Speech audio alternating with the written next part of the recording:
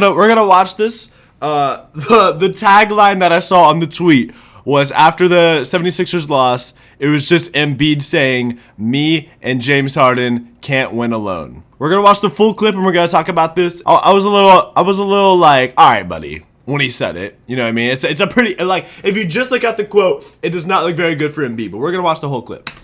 Joe, just what's the next step for you with James, and like as a tandem going forward, and how much are you going to be in his ear this summer to kind of have him come back here?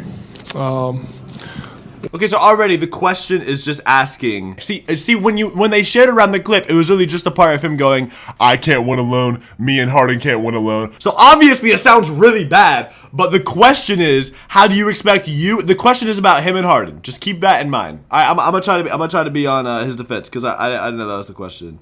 And I feel like the media does that a lot, where the media will take one excerpt from something that somebody said and make it sound like they said the worst thing ever. Then there's this terrible, selfish, horrible player and stuff. Like I don't think that's the case with this. Okay, I really don't think Embiid said anything like bad with it. It just seems like a really bad quote when you look at it with no context. But we're gonna look through what he actually was like saying, and if it's that bad, it's that bad. But I haven't seen this full clip yet. I just saw this and I was like wanting to watch the whole thing, but.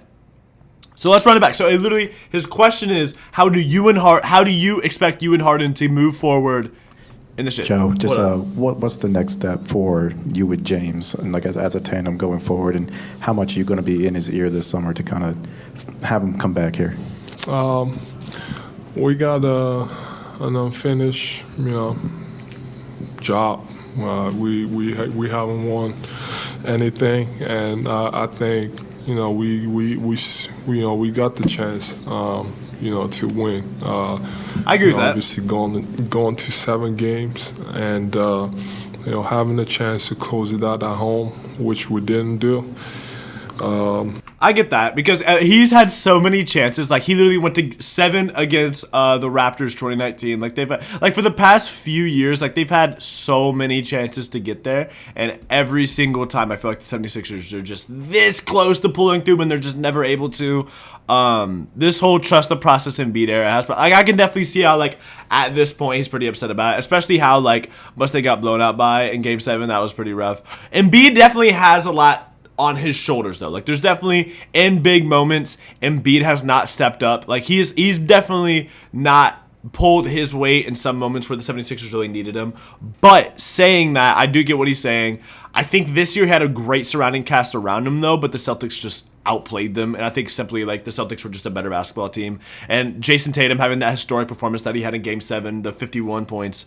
Overall, they were just gonna be a really hard team to beat, but they weren't able. They were able to take the Celtics team that made the finals last year to a Game 7 and almost make the conference finals. And I think we all know, like I think if the 76ers and the Heat were in the conference finals, who knows? But I think the 76ers would have taken that series and they would have went to the finals. So they've definitely had these like chances. So I get what he's saying in that regard, but a lot of the blame can go on Embiid. So I'll say that. I still believe we got the chance to win. We got what it takes to win. So obviously I don't know what's going on, and I know he has a player option. So they can extend him. But that's on those guys who figured it out. I'm gonna stay out of it, but I still believe that me and them, and we got the chance to win. But it's gonna take more than us. We all gotta look at ourselves. I gotta be better, and I will be better. That's what I'm focused on. All of us, we gotta come back and find ways to just keep improving and help the team. You can't win alone. I can't win alone. I can't. Me and James, we just can't win alone.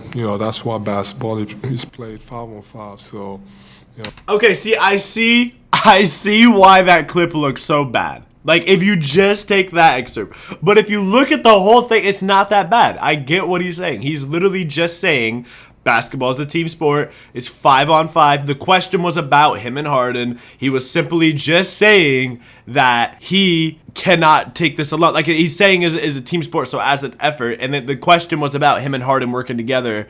And them having the potential to move forward, and he even said like, I need to step up and be better too. He said I can be better, and then me and Harden can be better. I feel like if he just said I can't win alone type thing or something like that, that would still sound bad. But I definitely understand what he's saying, and I do not like when like the media will take a certain part. Okay, look at the title of this. Joel Embiid, me and James can't win alone. And this is a 2-minute clip of just a question about him and Harden. Like the question was regarding that. If the question was something like, why do you think you guys lost this year? What's adjustments you can make by yourself? And then he was just like, well, me and Harden can't pull all of the weight. Me and Harden can't do everything. Then yeah, that is the problem. That would be rightfully crucified. I would say this is another scenario of somebody in the NBA saying something and then twisting it, turning it, and making it sound like he's the worst person ever and saying all this shit, you know.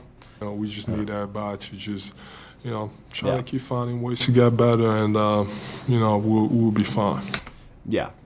I don't know. Like I feel like at that point, like I don't think that should have got him in trouble for anything. But you could tell he's so over losing in the conference finals. And again, a lot of the weight does go on Embiid. Like Embiid in a lot of big moments has kind of not been the best on the stretch. Like not really pulled his weight. So I understand. I see why people can be upset with him because he is like the quote doesn't sound the best or whatever. But I think he is talking about the whole team, and he's not necessarily wrong. Like him and Harden are some of the best players in that. You know what I mean? But it's like I don't know.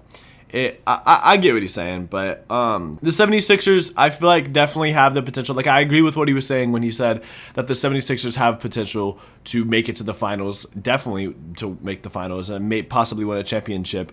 And I think they've had that potential for the past few years, but they're just not really able to pull through in the playoffs. And Embiid has been a good playoff performer, but in a lot of points can't be as good as he's been. And Harden was such a great addition to their team rather than what they were having before, and they still just weren't able to pull through. So I don't know what the answer to their problem is,